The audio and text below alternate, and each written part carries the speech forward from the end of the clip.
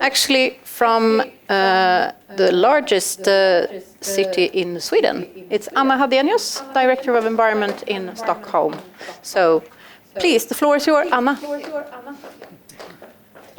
Thank you very much for inviting me and inviting Stockholm.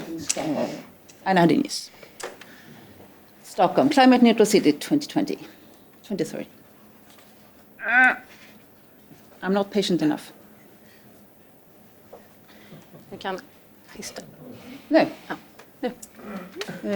So this has been the situation in Stockholm concerning economy, population, and carbon CO2 emissions, which I think is important to look at the same time.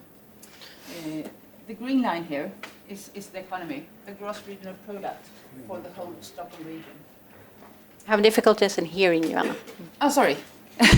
The red line is the population, and the blue line is the CO2 emissions, and you can see as they has gone down. And we're very proud of our cut in CO2 emissions, both on a total level, but also per person in Stockholm, since we have had a large growth these years. Here you can see the emissions per capita per year. The white line on the top is the total emissions. The blue one is heating, where we have been successful due to district heating and clean district heating. This one is the transport, and you can see we have a lot to do there continuously. And the last one is electricity. So we have reduced the emissions for about 60% during this time.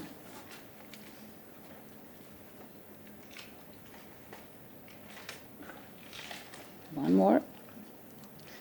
Jag tror du får lite bestämd, det är åt det hållet.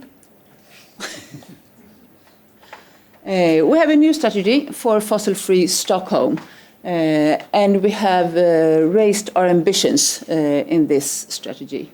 We want to be fossil-free in 2040, but fossil-free as an organization in Stockholm, 2030. Climate positive, 2040 as well. And for the first time, we have a climate budget in Stockholm for the period 2020 to 2040. I will come back to that. Here you can see it.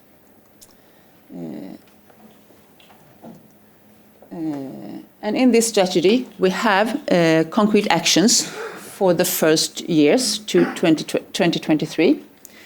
And then we have decided in our city council to not emit more than 19 million tons until 2040. So that's the goal we have. And we have stable political. The politicians are they're fighting almost to show that they can do this. All parties, and that's really good for Stockholm. So we will succeed, but we will have to struggle.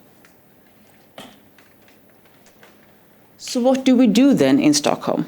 I have brought 3 examples here. Last week was a good week. There was a decision at Stockholm Exergy last Friday, to close the last carbon heat and power plant already next year. It was planned 2 years later, but it will happen already 2020. And that plant emits about 500,000 tons a year. So that's a good thing. As you saw earlier, we have to struggle with the transport, with the traffic. I know we're not alone as a municipality doing that. It's hard work. And what we will do this year, or 2020, is to make an action plan how to succeed. What will we do to 2023, and what will we do during the whole period? And cities can do a lot. We all know that.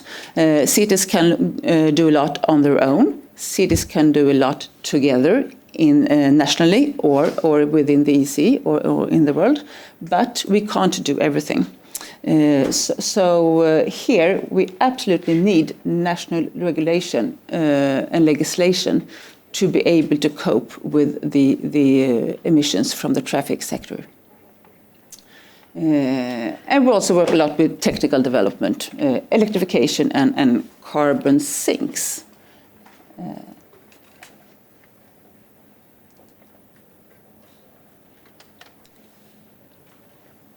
Negative emissions, carbon sinks.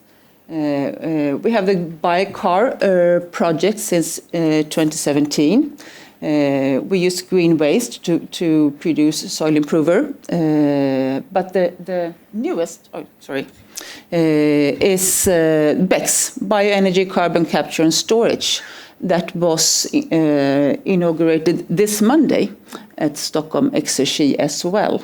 Now it's just a pilot project, the first 3 years.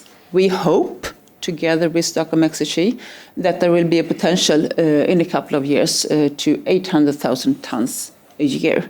And that will be fantastic for Stockholm. And here we cooperate with Oslo and Norway in this case. Collaboration between cities is important.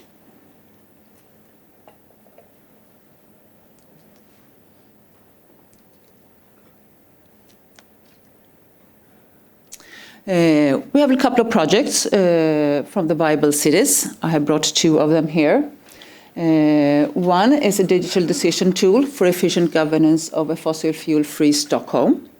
It has just started, but we want to improve the capacity to manage complex decisions. It's getting more and more complicated, as you all know. So we are creating a digital decision tool for this. And this, of course, can be spread to other cities within or without Sweden and Stockholm. Another one is mainstreaming sustainability.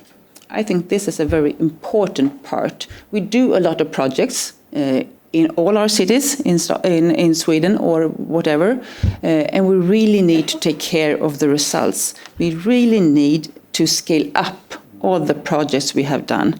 We also need to steal with pride from each other to be able to reach our goals. And this is a project that will help us doing that. Because we want to go from these innovative projects to get them into standard. Stockholm, Gothenburg and Malmö together.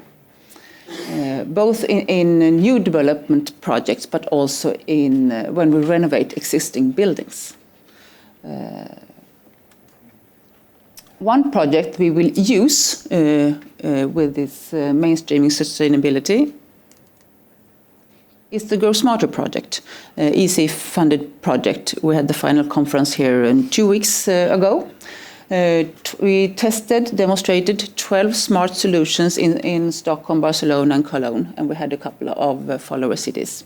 Lower energy districts, integrated infrastructure and sustainable urban mobility. A very, very successful project within all these cities. But now we have to take the next phase. Now we have to copy each other, and we are responsible for spreading the news, spreading the results to other cities so they can continue the work.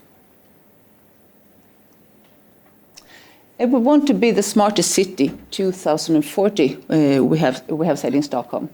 The highest quality of life for the citizens and the best environment for business a couple of years ago. But we are already the smartest city, at least in one way. At the World Expo Congress in Barcelona, we were chosen at the smartest city 2019, which we are very proud of. And that was because of the Grow Smarter project and what Stockholm achieved there together with all our partners as well, of course, and the other cities. That was some example from Stockholm, what we do now. Thank you very much, Anna.